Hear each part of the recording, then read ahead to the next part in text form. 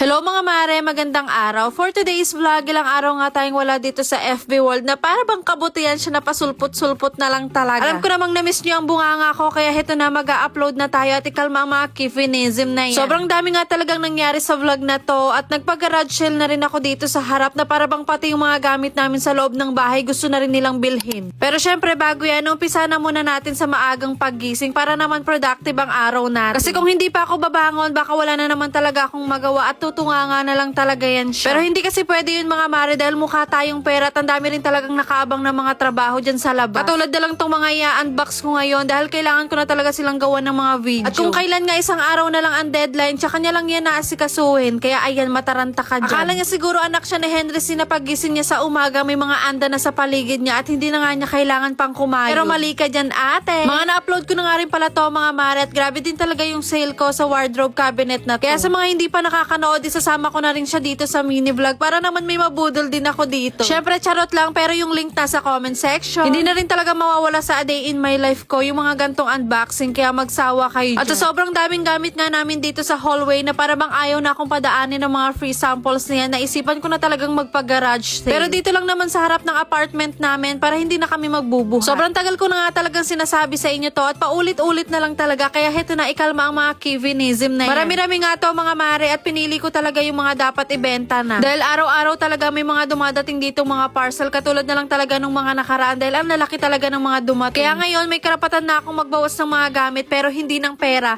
Yung iba nga dito hindi ko talaga nagagamit at halos nagawan ko lang talaga siya ng mga video kaya bagong-bago pa talaga. At ang dami din talagang nag-aabang na maibenta ko nga yung mga gamit dito. Konti pa nga yun mga mare dahil halos yung iba na ipamigay ko na talaga sa mga kapatid ko. May mga cabinet pa ako dito pero ibibigay ko nga yun sa mama ko para syempre meron din siyang magamit doon. Hindi pa nga tapos yung kapatid ko sa pagbaba ng mga ibebenta namin pero ayan may mga customer na agad. Unti-unti nga rin dumadami na sila na para bang gusto na nila bilhin agad yan. Charot. Syempre hindi ko yun ibibenta ng mahal, yung presyong kapitbahay lang talaga dahil sapat na sa akin ang mahal ako ni Mister. Hala hindi, sobrang makyondi. Parang pamigay presyo ko na lang talaga to dahil sobrang sikip na rin talaga dun sa hallway namin kahit dun sa kabilang kwarto. Sobrang nakaka-enjoy din pala talaga yung ganito mga mare no, lalo na yung mga customer mo is yung mga kapitbahay nyo lang din. Marami nga lang din ang nanghinayang at gustong-gustong makabili dahil late na nga nila nakita yung post sa main account. Pero okay lang yun, sabi ko nga sa kanila, bawi na lang sila next time dahil mag-iipon ulit ako ng mga gamit para nga ibenta. So syempre, hindi na sila lugi dyan dahil bagsak presyo na yan. Kahit nga itong wardrobe cabinet na kaka-assemble ko lang, talagang i-display ko na yan dito dahil wala din talaga akong paggagamitan. At sabi ko nga sa inyo, 6 yung Christmas tree namin dito sa bahay kaya yung iba talaga binenta ko na rin. Dito nga paunahan na lang talaga kung sinong makaunang makabili. At hindi ko na rin talaga to pinost at pinicturan pa isa-isa dahil wala na rin talaga akong time kasi kapag gantong nagpwesto ako, mas mabilis nga siyang mauubos at mabibili. Kaso nga lang mga mare, ang nangyari, parang gusto na nilang bilhin pati yung mga gamit namin sa loob ng bahay. Kaya kahit nga itong cabinet na pinaglalagyan namin ng mga sapatos at sandals, inilabas ko na rin para mabili na rin talaga nila. Mabuti na lang talaga nandito si Papa at yung mga kapatid ko dahil kung ako lang mag-isa, baka naansya na ako dito dahil sa sobrang daming gustong bumili. At alam nyo ba na wala pang isang oras, halos na sold out talaga lahat ng mga dinisplay namin. Kaya sa susunod ulit mga mare, ayun lang muna for today. See you on my next vlog.